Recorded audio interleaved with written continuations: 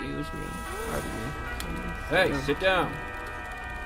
Hey guys, Alec Kubas-Meyer here. Hubert, how's it going? Yeah, so we are in Koreatown right now at Arirang Noodle Shop, which is really good, and you should totally come here. But yeah, so we're here to talk about our time at the New York Film Festival, the 51st one. It was pretty good, I thought. There's some pretty great movies. What do you think? Yeah, I actually enjoyed it more this year than I did last year. Alec and I were just talking over some fine noodles, in fact, about just how many movies blew us away this year compared to last year, and just in general. I think this is literally about at the midway point of all the screenings.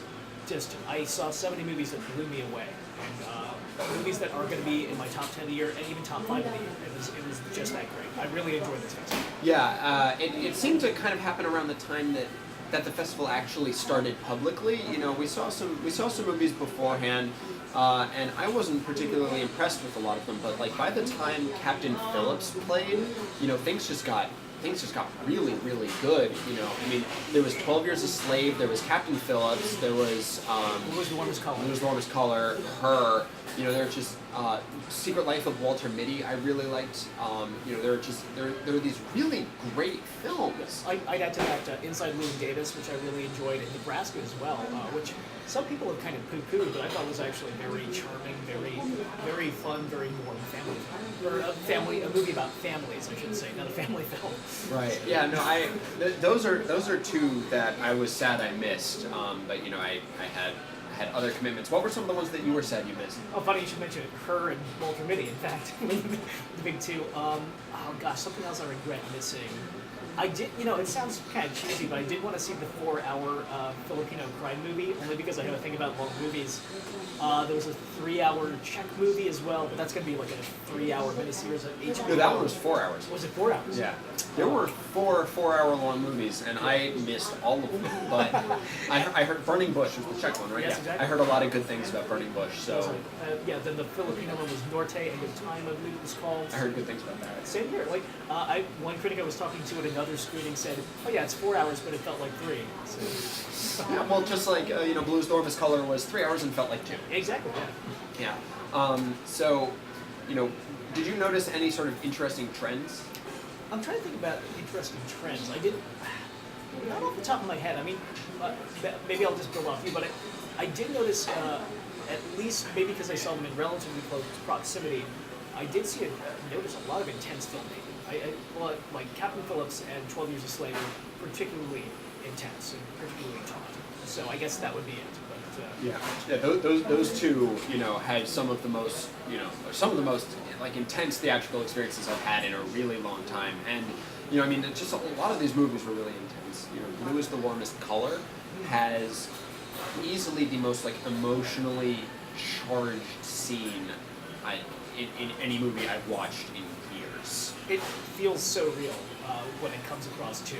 Everything about the performances going on at that moment, it's devastating, and it's pathetic and humane at the same time, because regardless about your own experiences and relationships, I think everyone's had moments like that. Maybe not as dramatic, but just moments that just wrong.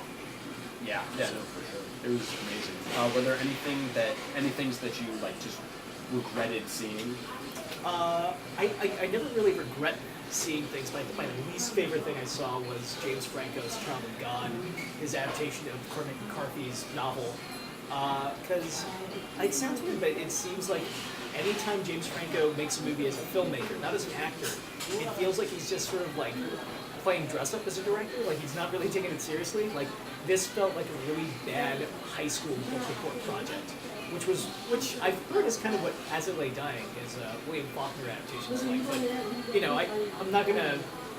I didn't really. I guess I couldn't comment on seeing that. Yeah, I kind of wish I hadn't seen Abuse of Weakness, and I didn't write a review about it, but I think I'll probably talk about it in some capacity in the future. That the movie's just, there was no reason to make it. It was a film about this really terrible event, but there was no payoff. It's just an interesting setup, but there's no story there. It's just sad. Remember you had the short review and you said basically nothing happens in your video first impression. Yeah. And that's sort of an interesting thing. On the note of movies where nothing happens, obviously we both saw Stray Dogs, and that is a movie where something very small happens and it takes a very long time for that to happen. Yeah. And that is maybe that's another trend. An odd like sort of minimalist mutedness for two movies where nothing happens, especially, and then just such high emotion in other films. Maybe the other trend is just me crying a lot. I cry more at movies now. I don't know what it is. Maybe because I'm a delicate flower. But yeah, I remember, Blue is the Warmest Color made me cry. Captain Phillips made me cry. 12 Years a Slave just reduced me to a sobbing wreck. I guess that may be the other trend. Disappointments for you. Were there any disappointments? I think I was disappointed in Abusive Weakness. I was disappointed in Stray Dogs, I think was sort of the big one, because I'd heard such good things about it. And it was so pretty. It had like a really interesting promise, but it just, it was so useless. Like, and I said in my blurb review that it would have been like an awesome, like really pretty picture book.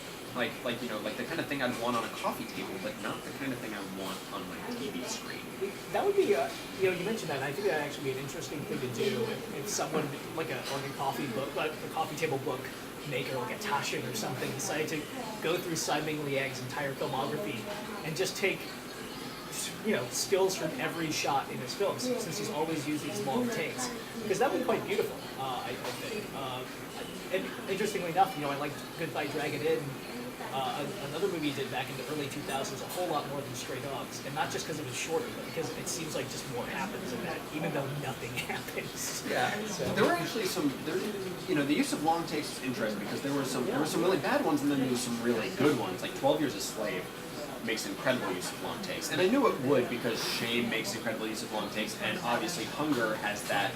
Has that like famous, 17-minute one, which was the longest before Gravity came and, ruined it for everybody. But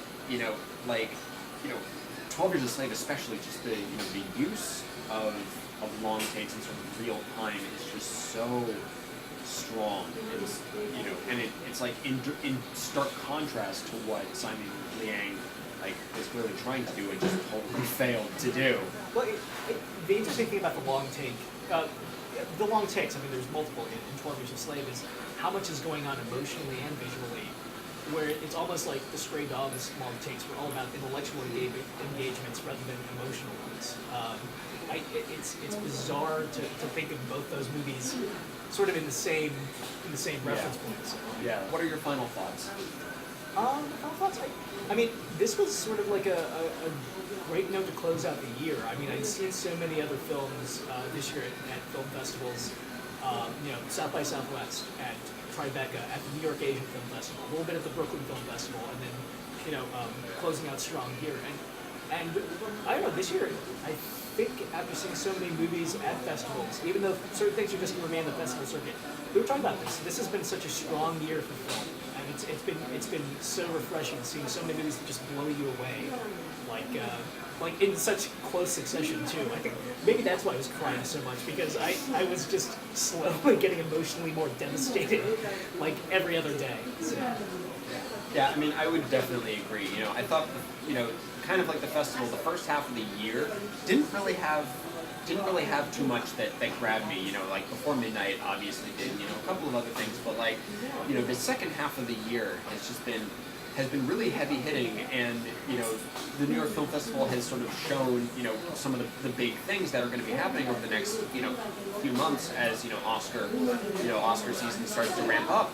And it's just, there were some really, really incredible movies, that will definitely be my favorite movies of the year. My two of my three favorites, right now are 12 Years a Slave and Her. And, I saw both of those, at the New York Film Festival. And it's just like, yeah, it was a good year for festival films, and it's been a good year for film in general. So yeah, cool. Yeah, thanks guys.